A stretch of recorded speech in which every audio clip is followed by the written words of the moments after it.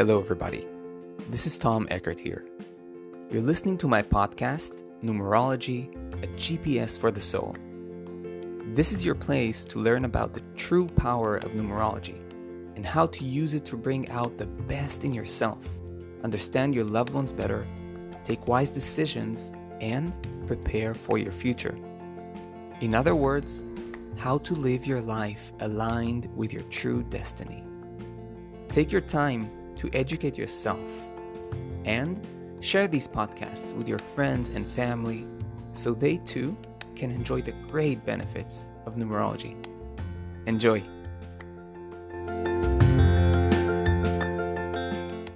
Hello there, and welcome to all my listeners. I've been waiting for a while to share with you this episode, specifically about the number combo 279. I call this episode a spiritual bird in a materialistic world. And in fact, I'm sharing with you some of my own experience because this is what my own chart is composed of, all my 5 core numbers. However, of course, I know many other people with 279s. It's a very fascinating number combination or number group to be talking about. So I'm super excited. I also want to tell you and apologize that I'm not recording in my natural surroundings. I'm usually recording from Berlin, but I'm staying in California right now. There might be some street noises. I apologize for that. Pardon me. But before anything else, my friends, if you're new here, I want to welcome you to my podcast. In this platform and space, we discuss numerology as a path for inner transformation, spiritual growth, and self-understanding. I personally attempt to make numerology accessible and applicable for everyday life matters. And I do my best to provide you with grounded information so that you can apply numerology in order to live a better life, more conscious, more balanced, more aligned with your soul and your true purpose. Now, here are a few ways you can dive deeper into numerology should you wish to do so. The first and foremost is to book a numerology reading with me. That's truly an incredible experience. It's a space where you can ask any question that is burning in your life and get precise answers. It's a very revolutionary and revelatory process. You can also read more about my readings and contact me through the link in the episode description to book your reading with me. Now, if you wish to study numerology on a deeper level or even pursue it as a career, I invite you to check out my numerology study paths. There are 2. The first one is my self-study numerology course, where you can learn the fundamentals of numerology in a very comprehensive way online at your own pace. You can do so on your mobile device, your tablet, or your laptop. And secondly, you can sign up to my complete path of certification from beginner to numerology expert and get certified as a professional numerologist. To read more about both paths, check out the links in the episode description. So, as I already mentioned in the beginning, today I really want to talk to you about this unique number group or number combination that is particularly close to my heart, as it happens, as mentioned, right, to compose my all my 5 core numbers. But that's not the real reason I will be talking about it. Rather, because it represents a special archetype of spiritual life and spiritual being that has very unique potentials, but at the same time does not always have an easy time in a materialistic world, and in particular, in a westernized world that still, for the most part, doesn't have any supporting system for a life dedicated to spirituality. Naturally, I'm speaking to you as a Westerner, a person born and raised in an Israeli culture, and a person who's immigrated to Germany 12 years ago. Now, some of my listeners are from the East, For example, many of you are from India, and maybe in your culture there is more space and acceptance of spiritual life. Although some of my Indian friends tell me that it's the opposite, that they feel actually much more freedom and openness in the West, especially in Germany, and that there's a lot of expectation in India, to pursue careers and so on and so forth. So, I mean, that's why perhaps today the West is not only a place, but a way of being. And therefore, I'm sure that for the most part, all of you would be able to relate to what I'm going to share today. All of you who embody the 279 or who know someone who embodies the 279.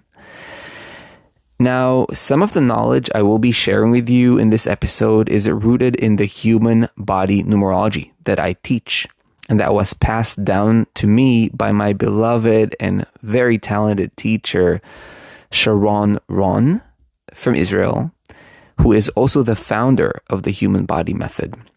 So I'm very, very happy to pass it on and to be sharing this with you. Now, at the heart of the 279 number combination is a search for the immaterial, for a knowledge that is beyond time. People whose sacred triad, life path, expression, and soul urge numbers is made up of this number group, 279, in any form or arrangement, will have a natural urge to seek after wisdom and spiritual growth. Every single number in this group has a natural tendency for being less materialistic and more focused on the world of spirit. Each in its own unique way, of course. Now group them all together in one person and you get the archetype of the spiritual seeker. The one who searches for wisdom eternal, for illumination. When a person truly lives up to their 279 nature, as they grow up, they will naturally become a wise person. Some people will seek out someone who people will seek out to get their advice for life, right? Someone who will have people approaching them to get perspective. They can become a true wise old man, wise old woman, an elder. One of those people who have a vast and deep perspective on life and can always help you on your path, can always shed some light. But even though it sounds so magical and great, everything comes at a price. To aspire for wisdom and have such a spiritual orientation by nature makes you a bit different in your approach to work, to relationships, to time even, and just embodying like a more sensitive, being, just having more sensitivity to life. The 279 person is filled with talent and unique abilities. They have vision, sensitivity, penetrating gaze, perspective, and much, much more. In a way, they can achieve a lot in the long run. But the question is, do they want to? You see, our world as it is today puts a huge emphasis on material success. Having a respected profession, a good career, good money, status, etc. And for many people, this may seem completely normal, possibly even a path they won't question ever. And even if they question it, they might still very much want to belong to it. I believe many people fall into this category. Many perhaps feel unhappy with the ways of the world, but they still want to belong much more than they would prefer to sort of dare and live out of the box. But not so is the case with the 279 person. So even though they may feel some pull towards success in the world, just like any other, person would, a much greater pull calls them from within. They want to understand the inner workings of spirit. They want to know themselves. They want to dedicate their time to spiritual matters, to meditation, prayer, energy practices, studies of the occult, and so on. Even though they can enjoy money and its luxuries, they are not essentially seeking it out. They might accept it if you give it to them, but again, it's not what they're after. And that can be a bit difficult because without money, not much can happen in our world. Without money, you cannot support yourself. Without money, you can become dependent or even a burden on others, on your family, on your spouse. And that's one of the main conflicts the 279 person will struggle with. It's not so much that they want to be a burden. In fact, they really don't. But they also know that they are not cut out for the demands of this world and that they have a different destiny. They are explorers of spirit, meant to become our guides and wise ones. And yet, society doesn't support that at all. So, what does one do? Well, frankly speaking, one mostly struggles a lot until hopefully one finds a way to marry their career with the Dharma. What I'm doing, for example. Or they will try to move to an ashram or a spiritual community. Or they will live in a great compromise and constant soul struggle because they are not supported by society to be the special bird they are. There are, of course, other options, right? Maybe people will find a calmer way, of living in their surroundings with good support system to sort of, have enough spirituality in their life, but also enough world, so to speak, or society in their life.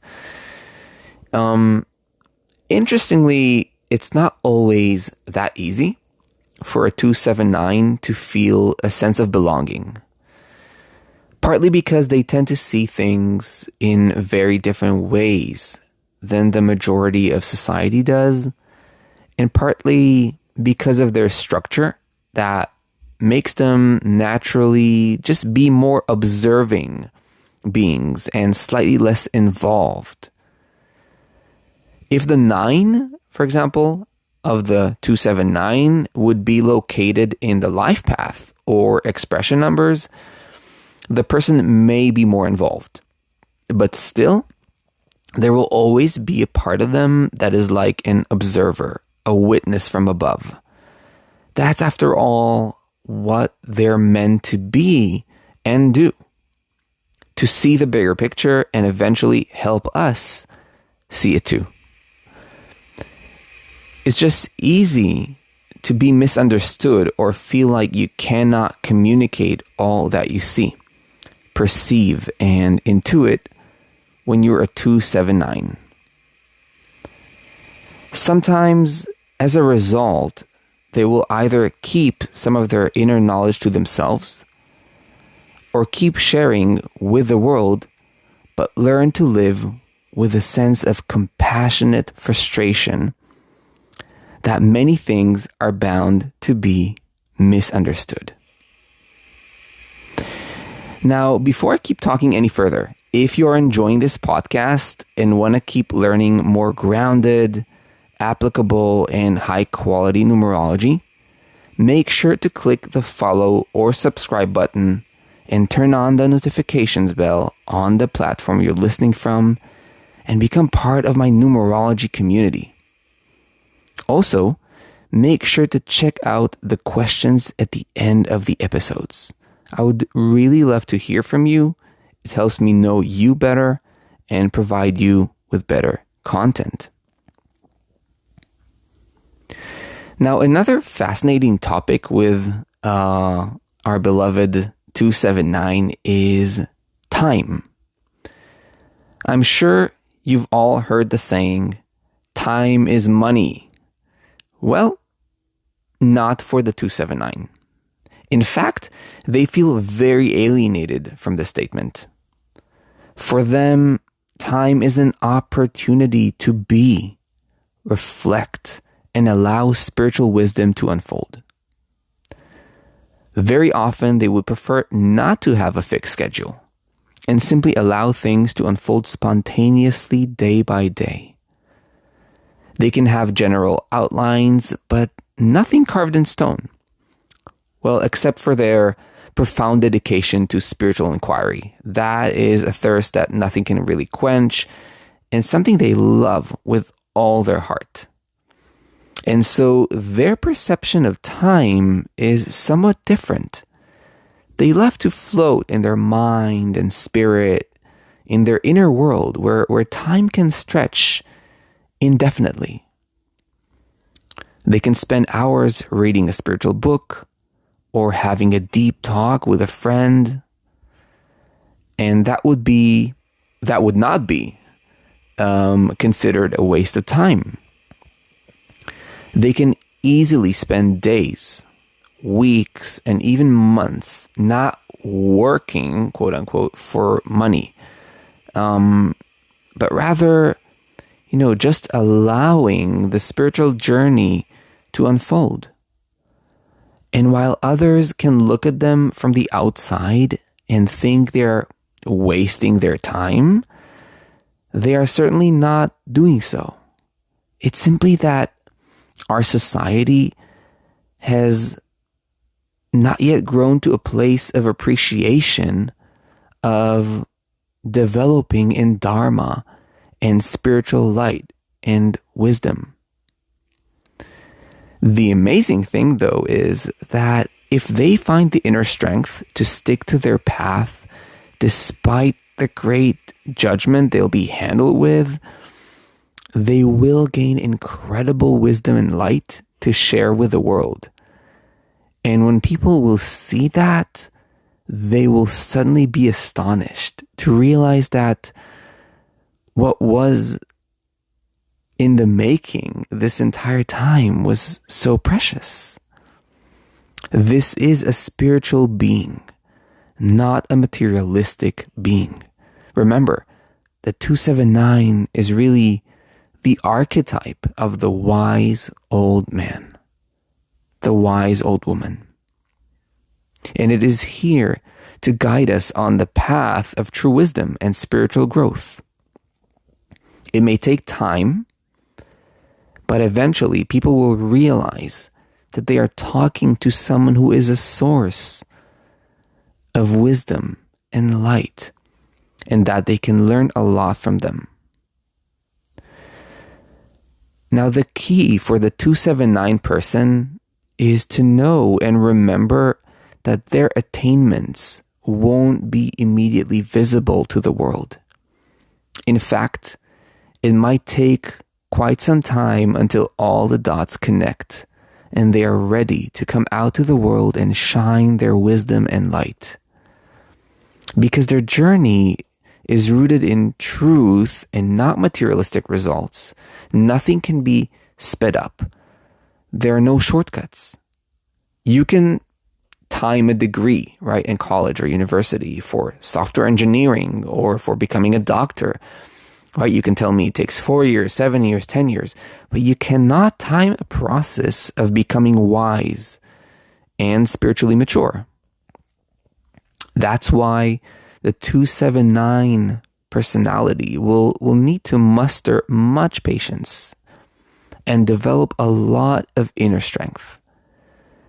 They will need to learn to appreciate their path and subtle but meaningful achievements along the path, while almost everyone around them will not approve of their path, nor see the tremendous inner growth taking place within them. In many ways, it is a lonely process. Nevertheless, a very precious process. And so it is very important that they learn to appreciate the inner, the subtle, the unseen, because that will eventually become a great light within them that shines for the world. And all along, the world will condemn them, judge them, and tell them how they have it all wrong, or how they're treading a wrong path or wasting their time. But that's no mistake either. You see, to become a true emissary of spirit, dharma, vision, you must do it with pure intentions and not for the sake of benefit, fame, money, acceptance, or any other form of applaud. And so, in many ways, they are tested in their commitment and purity of intention in their pursuit of spirit.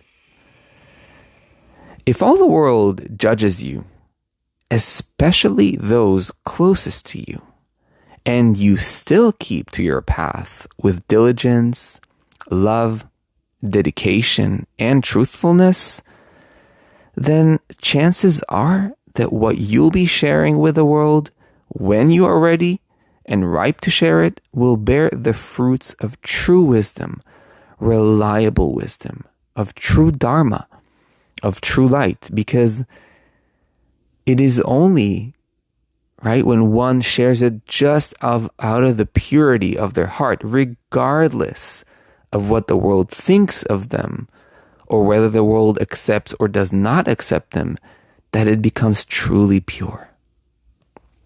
And that is really the ultimate role of the 279.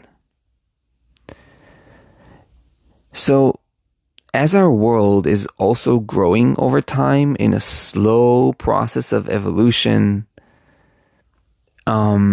this episode may come as a reminder, a calling for all of us to start and appreciate the more spiritual and subtle elements of life, to cherish those people around us, possibly ourselves, who dedicate their life to the Dharma in a real way. If enough of us do so, it will be inevitable that in the not too far future, we will have social and cultural structures that will acknowledge and support people of a 279 nature and make their journey far easier and more enjoyable. Everyone has a role in this world. Some are builders, others are explorers, some are the inventors, and some are the wise ones. Everyone is needed. Also, remember that when I share with you a particular number group, an archetype, like today, not everybody who embodies a 279 chart will live up to the full potential of the 279. Reason being is that the numbers show the intention of the soul, but they do not reflect the maturity of the soul.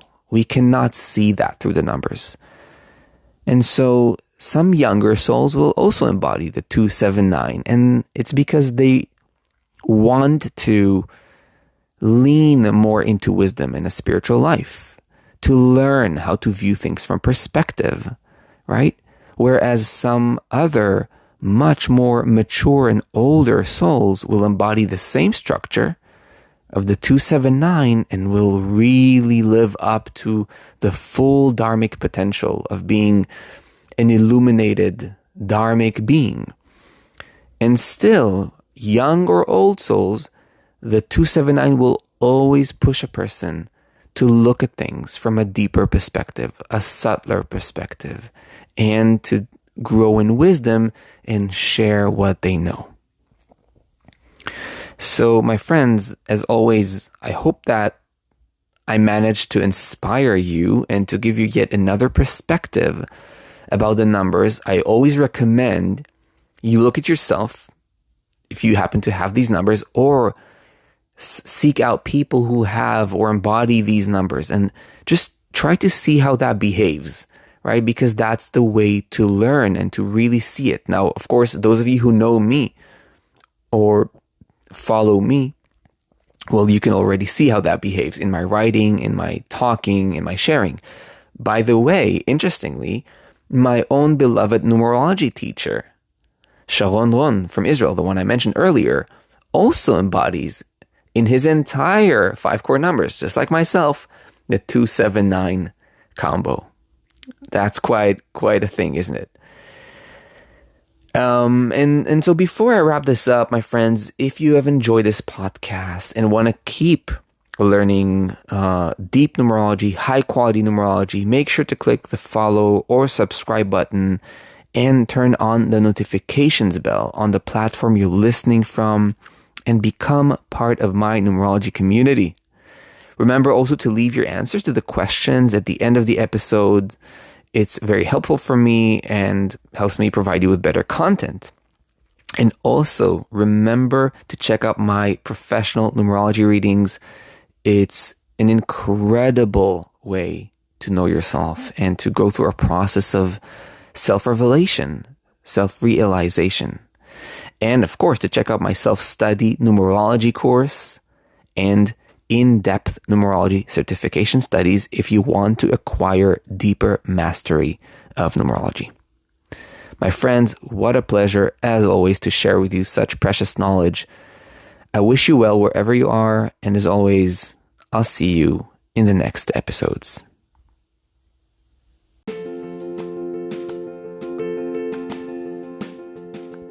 I hope you enjoyed this podcast. If you did, and you want to go deeper into numerology, check out my website, tom-eckert.com. You can also book a numerology reading or even study numerology yourself through my courses. I'll see you in the next episode.